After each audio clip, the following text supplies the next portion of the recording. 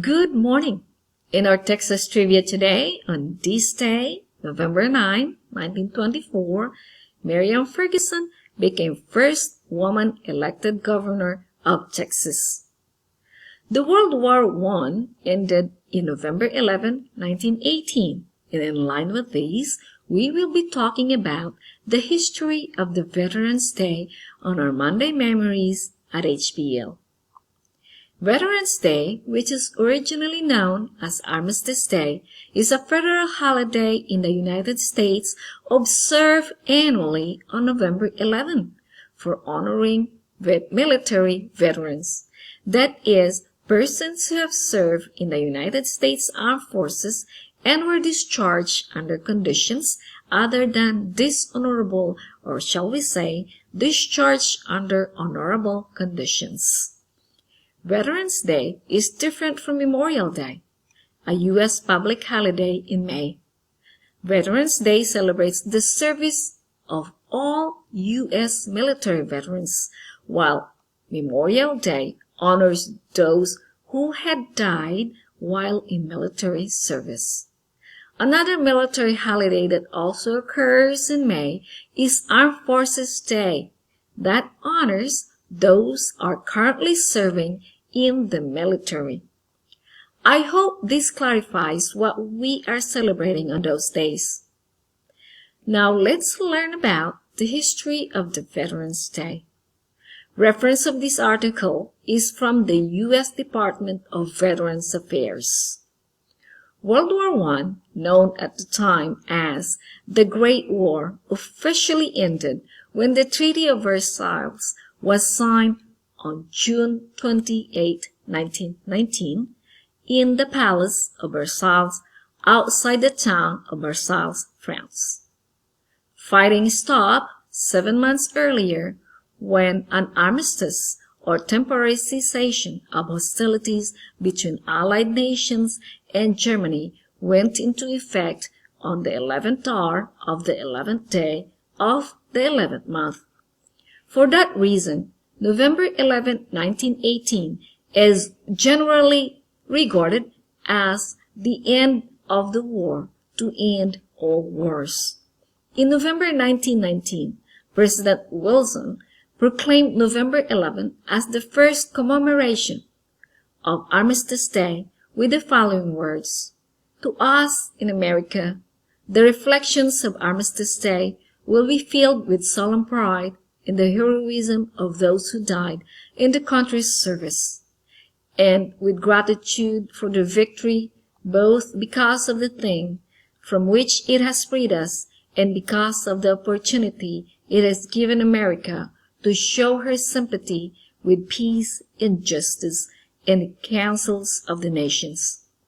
The original concept for the celebration was for a day observed with parades and public meetings and brief suspension of business beginning at 11 a.m. The United States Congress officially recognized the end of the World War I when it passed a concurrent resolution on June 4, 1926. An act approved May 13, 1938 made the 11th of November in each year a legal holiday, a day to be dedicated to the cause of the world peace, and to be thereafter celebrated and known as Armistice Day.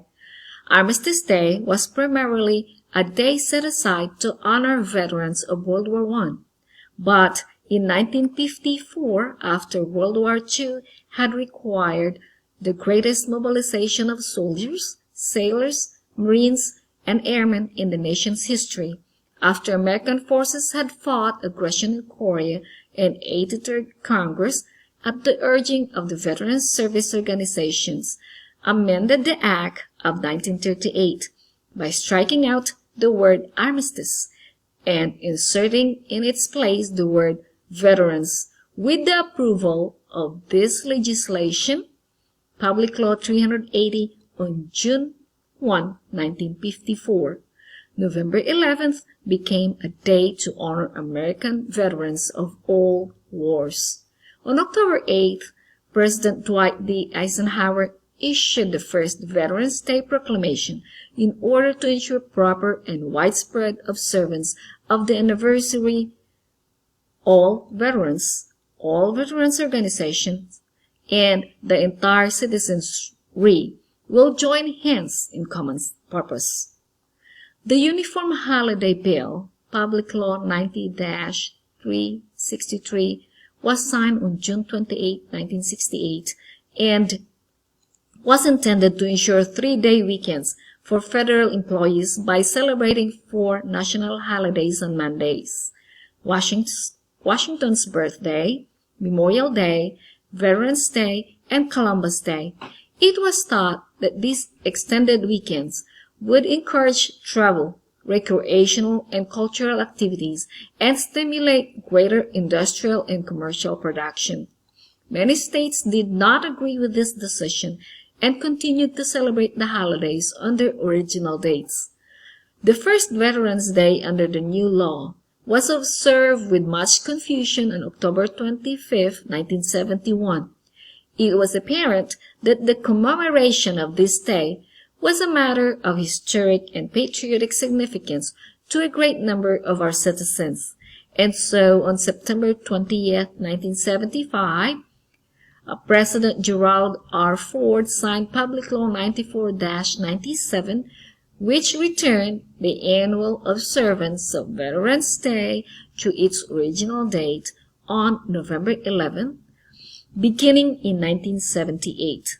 This action supported the desires of the overwhelming majority of state legislatures, all major veterans service organizations, and the American people. Veterans Day continues to be observed on November 11, regardless of what day of the week on which it falls. The restoration of the observance of Veterans Day to November 11 not only preserves the historical significance of the date, but helps focus attention on the important purpose of Veterans Day, a celebration to honor America's veterans for their patriotism, love of country, and willingness to serve and sacrifice for the common good. The Hondo Public Library would like to say thank you to all the veterans. Thank you for your service and your sacrifices that give us the freedom and safety. For the people who are watching these, we can do something to honor our veterans. Say thank you for your service sincerely. Let them know that you mean it. Spend time with them or write a thank you card, and most of all, do your best in whatever you do. Use the freedoms you have to make a better life for yourself and others. Your freedom is not free. Somebody paid it with ultimate sacrifices. Thank you all for watching, and see you next week.